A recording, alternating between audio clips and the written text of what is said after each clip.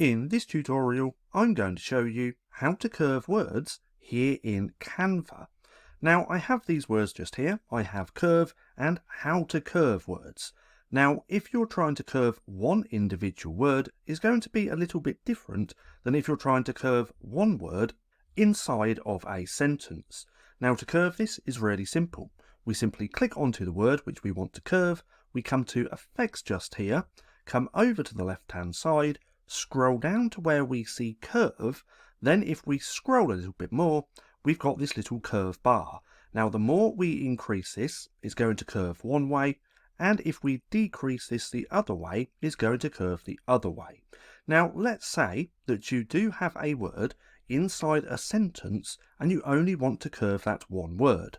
Now we have to do things a little bit differently, because if we don't, we're just going to curve the whole sentence.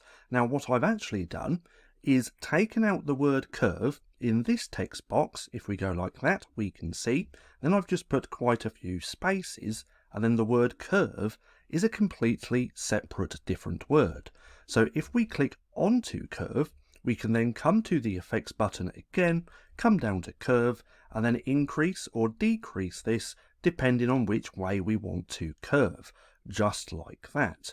And once you're done, what you can do is group these both together by highlighting both, unclicking, then clicking on group, and then this is just one text box, just like that.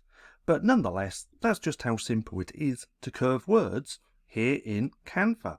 Now, if you found this video helpful at all, then please consider giving me a like, as it really helps out the channel.